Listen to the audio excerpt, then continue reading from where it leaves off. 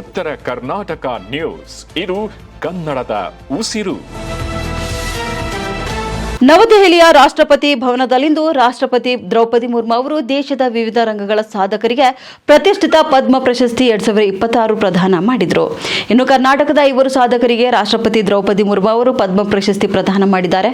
KLE ಸಂಸ್ಥೆಯ ಮೂಲಕ ಲಕ್ಷಾಂತರ ಗ್ರಾಮೀಣ ವಿದ್ಯಾರ್ಥಿಗಳಿಗೆ ಜಾಗತಿಕ ಮಟ್ಟದ ಶಿಕ್ಷಣ ಮತ್ತು ಆಸ್ಪತ್ರೆಗಳ ಮೂಲಕ ಬಡವರಿಗೆ ಅತ್ಯಾಧುನಿಕ ಉಚಿತ ಕಡಿಮೆ ವೆಚ್ಚದ ವೈದ್ಯಕೀಯ ಸೇವೆ ನೀಡುತ್ತಿರುವಂತಹ ಮಹಾದಾನಿ ಆಗಿರುವ ಡಾಕ್ಟರ್ ಪ್ರಭಾಕರ್ ಕೋರೆ ಹಾಗೂ ಅಂತಾರಾಷ್ಟ್ರೀಯ ವಿಮಾನ ನಿಲ್ದಾಣಗಳಲ್ಲಿ ಕಡ್ಡಾಯವಾಗಿರುವ ದೃಷ್ಟಿ ವ್ಯವಸ್ಥೆಯನ್ನು ಆವಿಷ್ಕರಿಸಿ ಅಗ್ನಿ ಕ್ಷಿಪಣಿಯ ತಾಂತ್ರಿಕ ದೋಷ ನಿವಾರಿಸಿ ಭಾರತೀಯ ರಕ್ಷಣಾ ವಲಯವನ್ನು ಸ್ವಾವಲಂಬಿಯಾಗಿಸಿದ ವಿಜ್ಞಾನಿ ಡಾಕ್ಟರ್ ಶುಭಾ ವೆಂಕಟೇಶ್ ಅಯ್ಯಂಗಾರ್ ಅವರು ಪದ್ಮಶ್ರೀ ಪ್ರಶಸ್ತಿ ಸ್ವೀಕರಿಸಿದರು. ಇನ್ನು ಪ್ರೆಸ್ಟೀಜ್ ಸಂಸ್ಥೆಯನ್ನು ಕೂಡ $1 ಬಿಲಿಯನ್ ಉದ್ಯಮವಾಗಿ ಬೆಳೆಸಿ ಕುಕ್ಕರ್ ಅಪಘಾತ ತಡೆಯುವ ಆವಿಷ್ಕಾರದ ಪೇಟೆಂಟ್ ಹಕ್ಕನ್ನು ದೇಶದ ಜನರ ಜೀವ ರಕ್ಷಣೆಗಾಗಿ ಇಡೀ ಉದ್ಯಮಕ್ಕೆ ಉಚಿತವಾಗಿ ಬಿಟ್ಟುಕೊಟ್ಟು ಉದಾರ ಉದ್ಯಮಿ ಶ್ರೀ ಟಿ ಜಗನ್ನಾಥನ್ ಇವರಿಗೂ ಕೂಡ ಮರಣೋತ್ತರ ಪ್ರಶಸ್ತಿ ಪ್ರದಾನ ಮಾಡಲಾಯಿತು. ಸ್ವತಃ ತೀವ್ರ ಕಾಯಿಲೆಯಿಂದ ಬಳಲುತ್ತಿದ್ದರೂ ಕೂಡ ಅದನ್ನ ಮೆಟ್ಟಿ ನಿಂತು ದೇಶದಲ್ಲಿ ಮೊದಲ ಬಾರಿಗೆ ಸರ್ಕಾರಿ ಆಸ್ಪತ್ರೆಗಳಲ್ಲಿ ಹಿಮೋಫಿಲಿಯಾ ರೋಗಿಗಳಿಗೆ ಉಚಿತ ಚಿಕಿತ್ಸೆ ಸಿಗುವಂತೆ ಮಾಡಿದ ಕ್ರಾಂತಿಕಾರಿ ವೈದ್ಯ ಡಾಕ್ಟರ್ ಸುರೇಶ್ ಹನಗವಾಡಿ ಹಾಗೂ ದೂರದರ್ಶನ ಮತ್ತು ಆಕಾಶವಾಣಿಯನ್ನು ಸಂಪೂರ್ಣವಾಗಿ ನವೀಕರಿಸಿ ಕೋವಿಡ್ ಸಮಯದಲ್ಲಿ ರಾಮಾಯಣ ಪ್ರಸಾರದ ಮೂಲಕ